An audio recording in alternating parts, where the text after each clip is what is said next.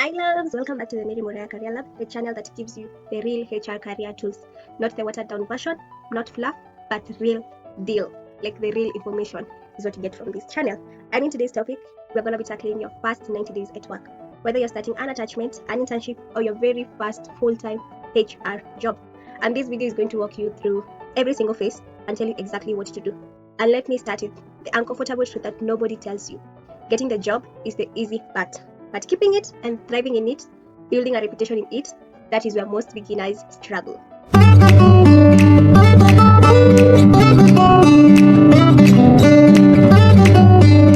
I've watched talent, qualified young HR professionals crash and burn in their first 90 days, not because they lacked the skill, but because nobody taught them how to navigate the early weeks, the first 90 days in any role are what researchers call the onboarding window. It's the period where your colleagues, your managers, and the entire organization form their foundational opinion of who you are as a professional, and the perception, either good or bad, takes months or even years to change. So don't just tackle your first 90 days blindly. So listen into this video because today I'm giving you a complete 90-day blueprint. We're going to go about this in phases. So day 1 to day 30, day 31 to 60, and lastly day 61 to day 90. And each phase has a different strategy and a different focus. If you follow this blueprint, you won't just survive your first placement, you will stand out. Stay till the end. I'm also sharing something exciting for those of you who want to go deeper in this 90 days series of how you can navigate your first employment, either an attachment, internship, or even your first formal corporate HR job. So let's dive in. Before day 1, you need to have a pre-start mindset. And this is basically the mindset you have when you're going for this first job. And here's something most people get wrong. They spend all their energy getting the offer, and then they mentally check out until day 1 arrives of them reporting to work.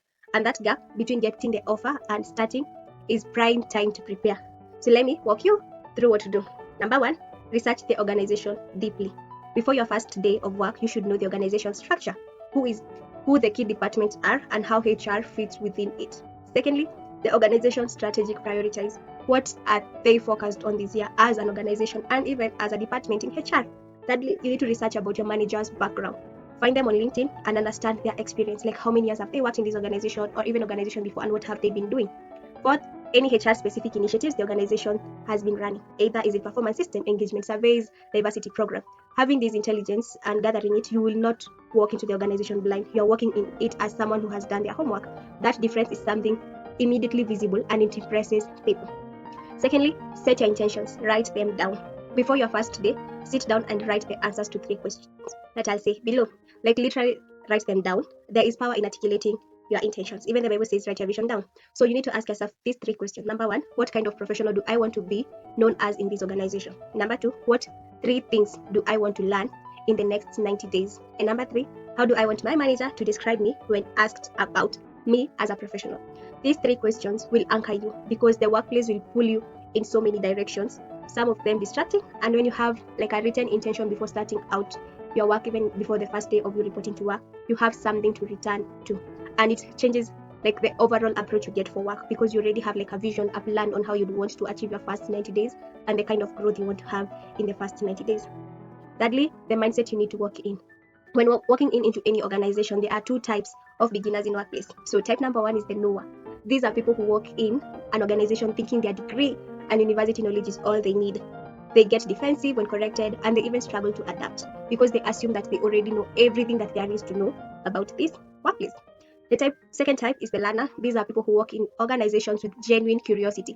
They ask questions, they take notes, they absorb everything, and they are the fastest to grow because they have this kind of curiosity in them that allows people to like open up opportunities for them. And every workplace, no matter how similar to what you studied in school or what you went for attachment before or an internship before, if you're in your first job, all organizations have their own culture, they have their own systems, and they have their own unwritten rules. You cannot like Google them. You can only learn them by showing up as a genuine learner. The ego gets in the way of growth, and you need to leave it at the door. So you need to like have the right mindset when going to your first job. Understand who you are. Are you a knower or are you a learner? First, before going in, and I advise you to go as a learner first so that you can understand the overall organization's culture and its unwritten rules, and also understand how the systems they use integrate with each other, and also understand the interdepartmental collaborations. in this organization so that you can be able to grow as fast as possible and also get to learn as much as possible about this organization, because this is information you cannot Google from anyone or anywhere. These are things you can only learn when you're working in that organization. Number 4, practical preparation. You need to prepare yourself practically on the things that you want to achieve in this organization. You need to confirm your start date, your start time, the dress code, and the reporting location in advance before you go for your first day of work. You also need to prepare your professional wardrobe. If you're unsure about the dress code, lean formal on day 1 so that you can get to understand the kind of dress code allowed in this organization. You also need to set up your commute, do a dry run if needed. Need to understand how it is you get to work and how you get to be able to show up for work. You also need to get a professional notebook and pen. You can bring your own on day 1 and every day after that, but in most organizations they normally provide notebooks and writing materials for work specifically. So if you need to write personal stuff, I'd advise you to get yourself a personal notebook for work that you'll be writing the points that you need to go back to and reflect on as you work. You also need to set up a simple filing system for your digital and physical documents from day 1. Most organizations will help you do this.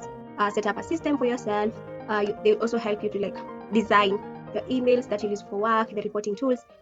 But you also need to have your own personal digital and physical documents file, where you can put your own personal stuff. Yeah, most organizations don't advocate for this, but if you have one of these files for yourself, you'll be able to have those personal information that you need for yourself first. But don't put company information or company data in your personal file, because in HR, as we're going to learn in this video later on, HR is so confidential and you don't need to be found with other employees' data in your personal file. So if you need this simple file, either digitally or physically, for your documents, you need to understand it has to only be your documents. It doesn't have to incorporate other people's information. So what do you do in phase 1? That is day 1 to 30. In phase 1, that is day 1 through 30, you need to listen, learn, and observe. Yes, these 3 things: listen, learn, and observe. And I want you to for phase 1, days 1 through 30, and I want you to burn this in your mind. Your only job in this phase is learn, listen, and observe. Not to impress, not to change everything, not to show them that all the ideas you had in your final year project. You need to listen more, learn more, and observe more. Just do a bit of talking, but do these 3 things first in your first day to day 30. I know it sounds passive, but it's not. Active learning in the first 30 days is the most strategic thing any new professional in any space, including HR, can do. So let me break it down for you. In day 1, you need to make a first impression, and first impressions are permanent. It's also like a performance, not in a fake way, but you are being observed all day. Every interaction is data your new colleagues are collecting about you. And here's how to show up. You arrive 10 to 15 minutes earlier. Yeah, it's a bit non-negotiable, but you can arrive this time a bit earlier. That is 10 to 15 minutes earlier before the day. Secondly, dress sharply and professionally. When in doubt, go one level more formal about the dress code if you didn't quite understand the kind of dress code to use. So just lean into a formal outfit. Thirdly, introduce yourself to everyone you meet with confidence and warmth. Also, don't forget a firm handshake and direct eye contact. Also, carry your notebook and take notes on everything you hear, everything you're told, everything you observe. You need to do a lot of learning on both the verbal and the non-verbal things happening around you. You also need to listen more than you speak, because your observation radar should be on maximum. So if you talk more than you're listening, it will be on the minimum, but it needs to be on the maximum so that you can maximize your first day of work and get to observe so much information about the organization on the first day. You do not need to complain about anything on your first day. Not the parking, not the office temperature, you don't need to complain about anything on the first day. I mean, it's your first day in this place, so why are you even complaining? And there are 3 core tasks in phase 1, that is day 1 through 30, that new employees get to experience in an organization once they start working. And task number 1, you need to understand the landscape. In the first 30 days, focus intensely on understanding the organizational charts, who reports to who and who has real influence, the HR department structure, what functions exist and how work flows. Thirdly, ongoing HR projects and priorities. What does the team care about right now and what it is that they want to achieve. Number 4, key stakeholders. Who does HR interact with regularly? Is it the finance department? Is it line managers? Is it the CEO's office? You can also ask your supervisor early on if they can help you understand the team's current priorities and also key stakeholders. This question not only shows curiosity, but it also signals that you're thinking strategically, not just about completing tasks in the organization assigned to you. Task number 2 is building relationships deliberately. Relationships are the currency of the workplace, and I don't know how I can stress this enough, but the people who thrive early in their careers are not always the most technically brilliant ones. They're the ones who invested in genuine human connections. And people mostly say your network is your network. So the people you build relationships with in your first 30 days, they end up being the people who you work with closely at work. And how can you build relationships in your first 30 days? Number one, you can schedule a brief introductory conversation with each team member, even like 10 minutes over tea. Like the people you meet, you can schedule yourself for like a 10 minutes conversation and introduce yourself properly. Even though the organization team might introduce you to the rest, you can find yourself time to introduce yourself to the rest of the team members. Secondly, ask about their work. What do you like? Ask them what do you spend most of your time on, and what's the most challenging part of your role, what's the most interesting part of your role. Let's just get to understand the scope of their work. When you're in having that conversation, it actually strikes people easily that you're actually showing interest in what it is that they're doing. So the moment you ask about their work, they get to pay attention more to what it is you're saying, even after introductory speech. If that didn't get you a relationship, then asking about their work will work. Thirdly, offer to help. You can ask, is there anything I can support you with this week? I'm showing support and care for the people around you to work. One, just know you don't have to downplay yourself. You're just learning. So you showing up and showing people that you want to help, it goes a long way to them, and it shows somebody they can rely on. Number four, remember names. Write them down if you have to. If you have poor memory of remembering people's names, you can write the name and also the department they're in so that you won't forget. It's also going to like be a way of jogging your mind about people's name in the organizations and the departments they are in. Number five, show appreciation. Saying thank you for like being shown how to use something, or being taught to use maybe the equipment in the company, or even the processes around. Saying thank you and showing appreciation, it goes a long way, and it shows respect, and it brings you out as somebody who really appreciates others for the support that they are offering you, and it also welcomes them to like support you even more because they see you as somebody who is appreciative. Task number 3 to do in your first 30 days, that is day 1 through 30 in phase 1, is deliver small wins with excellence. Yes, task 3, deliver small wins with excellence. Like basically in these first 30 days, you won't be given major responsibilities. You won't even be given jargons to sort out or handle. You'll be given small tasks like maybe filing, drafting, data entry, preparing reports, attending meetings. And most beginners do this carelessly because they seem unimportant to them, and that is a critical mistake. Every small task is an opportunity to demonstrate your standard for work, or even show your competence of the work you are in. And when you do a small thing excellently, your manager trusts you, even with bigger things to do. So when you do small things poorly, they wonder what you do with something bigger. The Bible says, "He who is trusted with the small," the Bible says, "To whom much is given, much is expected." So if you can't do small tasks well, that means you can't be trusted with doing the bigger tasks. So you need to show excellence in the small tasks. And how can you show excellence in small tasks? Number 1 is completing tasks by the deadline, either early or on the exact date of the deadline. Secondly is delivering the tasks with 0 errors. Before submitting the tasks or the projects given to you, even no matter how small they are, proofread everything to ensure that there are 0 errors. Like pay close attention to the details and ensure that there are no errors in the work and in the tasks.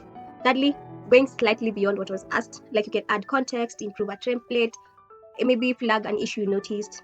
Like just go above and beyond what was actually expected of you and give exceeding expectation results. It shows that you are a person who can show initiative, and a person who is shows that you are a person who is more willing to like go up and upskill these jobs that you are given.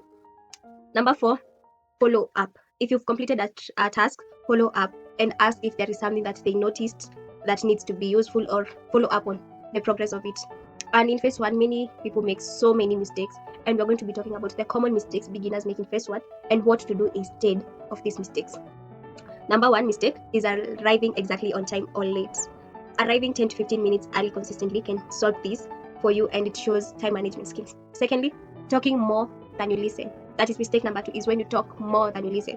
We've said in this first phase, you need to do 3 things: listen more, learn more, and observe more. So you need to avoid talking more than you listen, and learn more, observe more, and listen more, and ask questions, and be this person who is genuinely enthusiastic about the work that you're being given.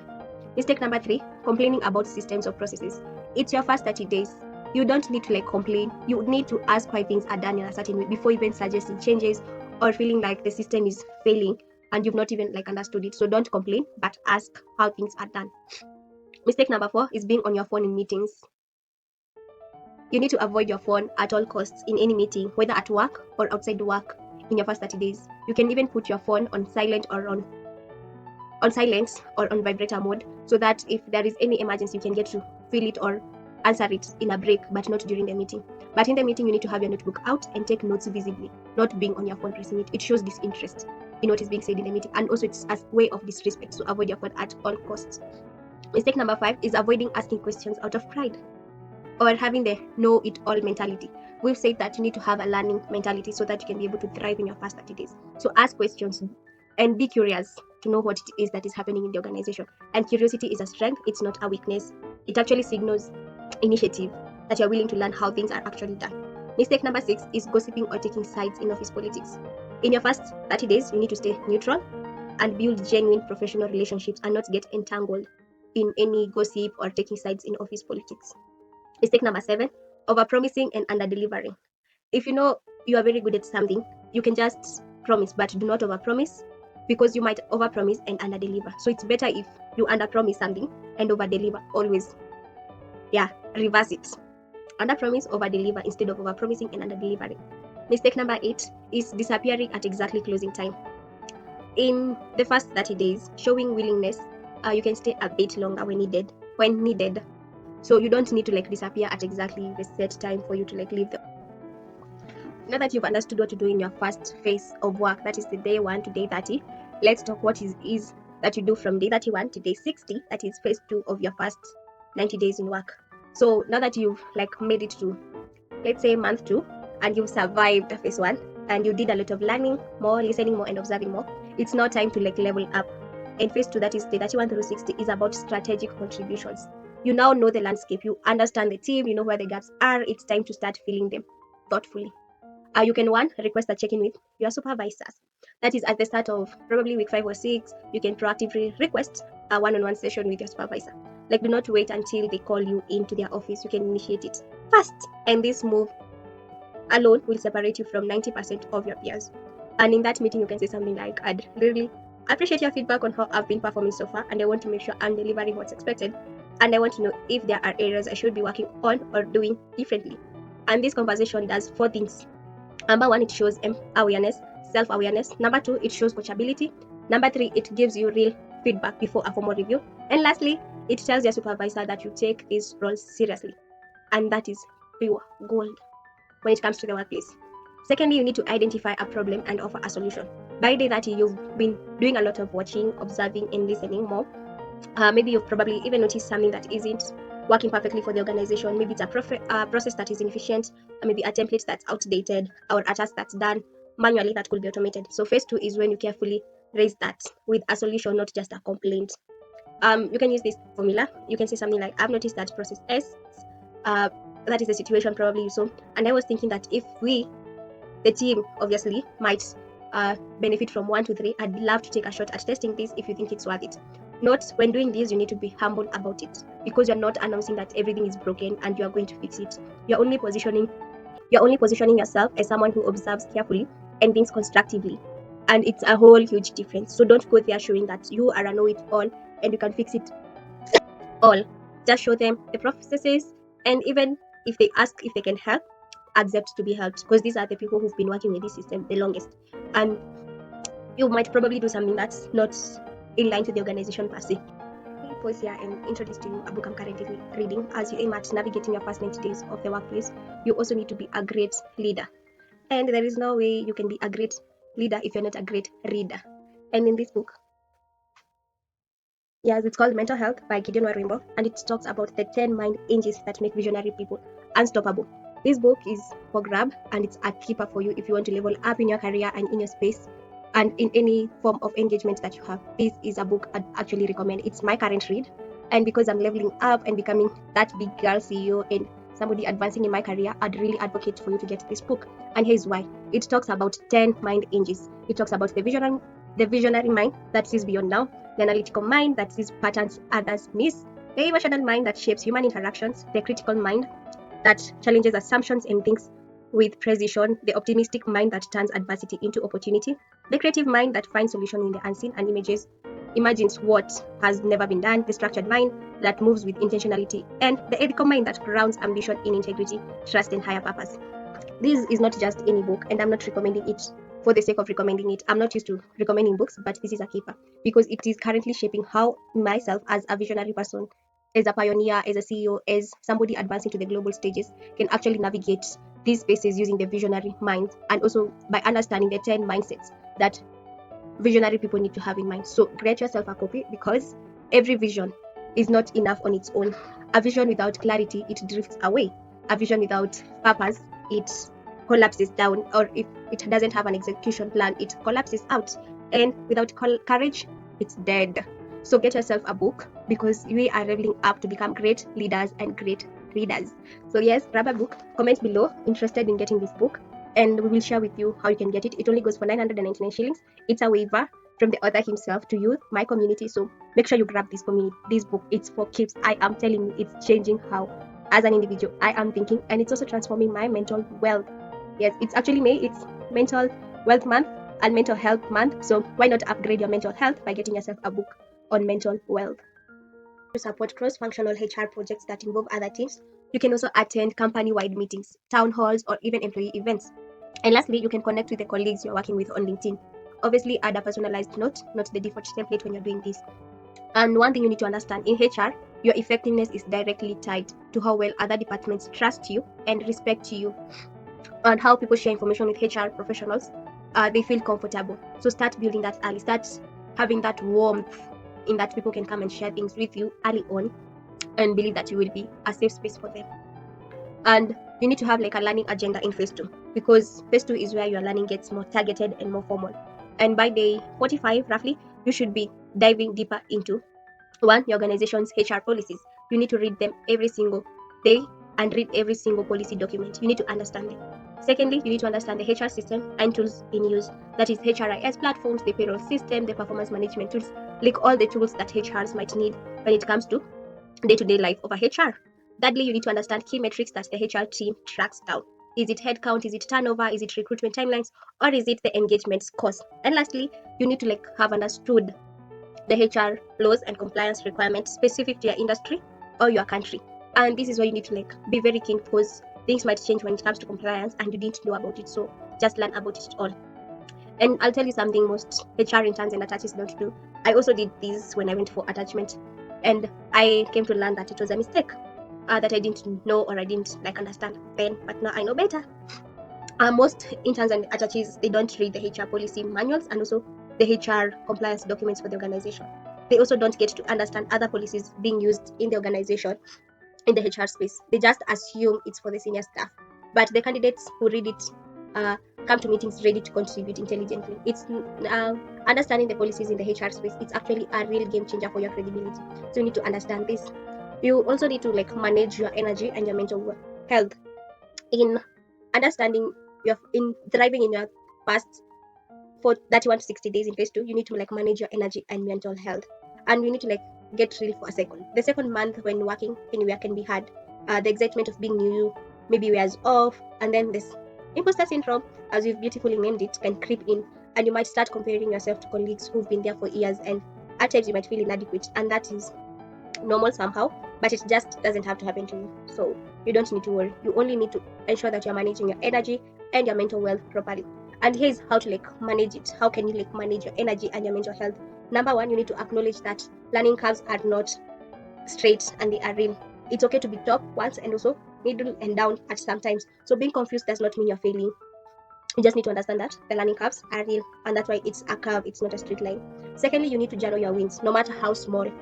Write down at least one thing each day that went well for you.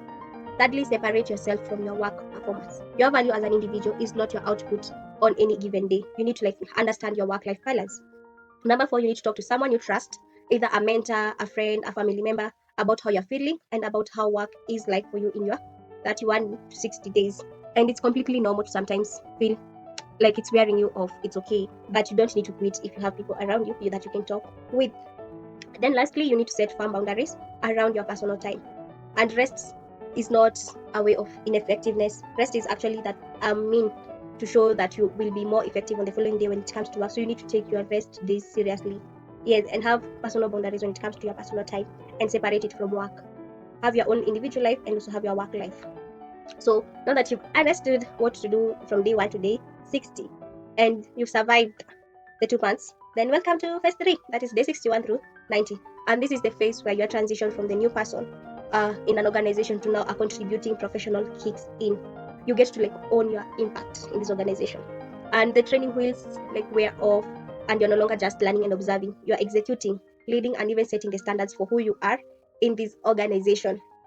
Number one, you need to like document your journey, document your contributions in this organization, and this should be a habit that will serve you for the rest of your career. And it starts now in the third month or phase 3 of your first 90 days. And in every week in this phase, you need to like spend 15 minutes documenting: one, tasks you've completed and the outcomes; two, problems you solved or contributed to solving; three, skills you demonstrated or developed; and four, feedback you received from colleagues or supervisors. And why this matters is because at the end of your attachment, internship, or probation period, when your supervisor asks about your contribution, you will have data, not just mere naysayers, but you'll have data.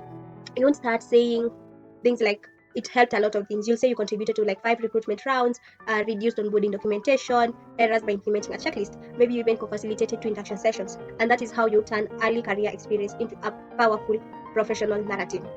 And in this phase, there is something we call a feedback loop. Because at the start of phase 3, you need to schedule your second check-in with your supervisor. And this one is different from your first because number one, you share your documented contributions proactively. Secondly, you ask forward-looking questions like what would I need to do to be considered for an extension of your attachment internship or even full-time opportunity in that organization. Lastly, you need to ask for one specific area to develop. What is the one skill or behavior you'd most like to see yourself strengthen in, and even the ones your supervisor would want to see you like strengthen more if you're given the extension. And the last question is powerful because it shows that you're not done growing. You asking which skills you should upgrade or strengthen in the next 30 days. It shows humility and ambition at the same time. And managers or your supervisors remember that question most of the time because it shows you're not only just there to pass time or there to finish attachment and go. It shows you as somebody who is forward looking. In this phase, you also need to take ownership of at least one project that you did. You need to like take ownership for it. In this phase, look for an opportunity to own something completely, not just contribute to it alone, but you need to own it. This could be either coordinating an employee welfare event, drafting an updated HR policy or procedure, running a mini employee survey and analyzing the results, maybe spearheading a data cleanup exercise in the HR information system, or even organizing a recruitment drive or campus visit. Like these are projects you can do in the last phase of your 90 days to show initiative and somebody who can own their own work and own their own impact. And when you own a project, you demonstrate initiative, planning, execution, and accountability. And that combination is exactly what managers are looking for when they decide who to retain, who to recommend, or whom to write just a mere reference letter for. In this space, you also need to build your professional reputation. By day 90, people in that organization should like have a clear, positive impression of who you are. And I'll share with you 5 reputation pillars I want you to focus on, and also what these reputation pillars look like. So pillar number 1 is reliability. This is where you always deliver on time. People can count on you even without following up. Second pillar, confidentiality. You handle HR information with the highest discretion. People trust you with sensitive matters, and as I said earlier, HR needs to be very confidential because the data you deal with is something that cannot be shown to any other employee in that organization without the consent of the involved party. Yes. Pillar number 3, curiosity. You get to ask thoughtful questions. You read widely, and you're generally like it shows you're genuinely even interested in the work itself. Number 4 pillar is positivity. You need to bring positive energy to the team. You need to focus on helping bring out solutions to problems in the organization, and you don't need to, or you don't even desire to be the person who is draining the team. So you need to be a very positive person. And the last pillar, number 5, is a growth mindset. How you respond to feedback and how you improve visibly, and your constant learning. It shows that indeed you have a growth mindset and not a fixed mindset. I told you that HR is very confidential, and the confidential conversation in HR is something very, very many people will keep emphasizing on because it's something that you need to like be very cautious of as a HR to avoid even lawsuits in your organization. So you need to keep yourself very, very confidential. You don't need to leave people's data lying in the desk open or unturned. You don't need to give people access to your laptops if you know there are tabs in the laptops that are open that can implicate who you are. And I want to stop here and give a very specific warning or disclaimer to all HR students and intern watching this. HR handles deeply personal, sensitive, and confidential information every single day. Maybe payroll details, disciplinary cases, medical information, performance reviews, even private conversations. And none of this leaves the HR office. Not your family, not your friends, not your WhatsApp status, not even your colleagues in other departments need to know about these things. And breaching the HR confidentiality is a career ending mistake. And I've seen it happen to brilliant young professionals who just wanted to share an interesting story. So you need to watch out, and you don't need to be that person. At the end of your 90 days, you need to have a review conversation with your supervisor. Whether you have a formal review or not, you need to prepare for an intentional closing conversation with your supervisor, where you get to bring number one, a brief written summary of your contributions over the 90 days. Number two, 3 things you've learned that you're proud of. Number three, 1 to 3 things you should do differently if you could start over again. It shows self-reflection. And lastly, a specific ask, whether for a reference letter or an extension, a full-time consideration, or a recommendation. Don't leave 90 days, like the 90th day, working with this organization without making an ask. Even if the opportunity isn't there right now, asking shows ambition and confidence. At the worst, they say not yet, and at the best, you actually get what you came for. Okay, let's put it all together. Your 90-day blueprint in a nutshell. Before day one, research deeply, set intentions, prepare practically. In phase one, that is days 1 to 30, you need to listen more than you speak, build relationships, and deliver small tasks with excellence.